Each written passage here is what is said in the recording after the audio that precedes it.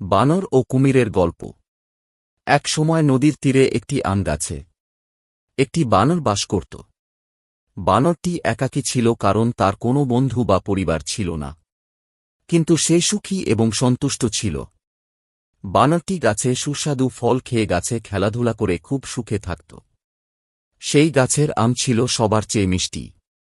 গাছে সারা বছর ফল ধরে।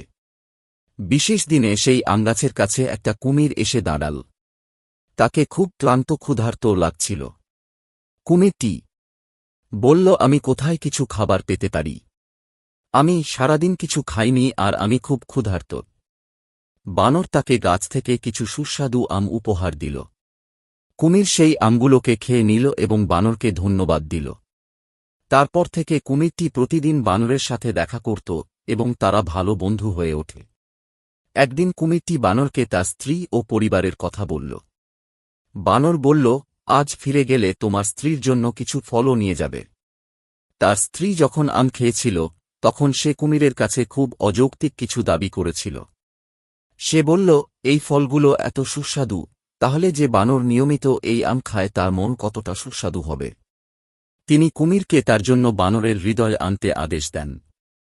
তার চাওয়ায় হতবাক হয়ে গেল কুমিরটি। বানর ছিল তার বন্ধু। কিভাবে সে তার সাথে বিশ্বাসঘাতকতা করতে পারে? কুমির বানরটিকে হত্যা করতে এবং তার হৃদয় তার কাছে আনতে অস্বীকার করেছিল। কুমিরের স্ত্রী বানরের হৃদয় পাওয়ার ব্যাপারে অন্ধ ছিল। সে কুমিরকে বলেছিল যে তার কঠিন অসুখ হয়েছে এবং ডাক্তার তাকে বানরের কলিজা খাওয়ার পরামর্শ দিয়েছেন। এমনকি তাকে হুমকি দিয়েছিলেন যে যদি কুমিরটি তার জন্য বানরের হৃদয় না পায় তবে সে অবশ্যই মারা যাবে। কুমিরকে তার আদেশে হার মানতে হয়েছিল।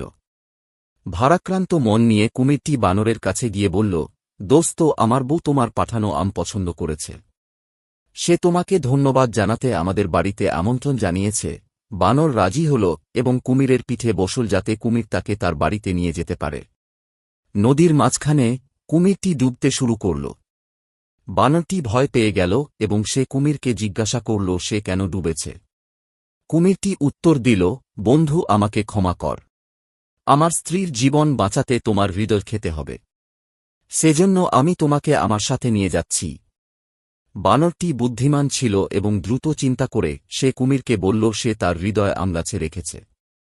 বানর তাকে বলল যে তারা দ্রুত গিয়ে গাছ থেকে তার হৃদয় নিয়ে যেতে পারে। কুমিরটি সাথে সাথে তা মেনে নিয়ে ফিরে গেল। গাছের কাছে পৌঁছতেই বানর গাছে ঝাঁপিয়ে পড়ল এবং বলল, ওরে বোকা কুমির, কেউ কি করে তার হৃদয় বের করে অন্য কোথাও রাখবে? আমি ভেবেছিলাম তুমি আমার বন্ধু, তুমি আমাকে বন্ধু বলে প্রতারণা করেছ।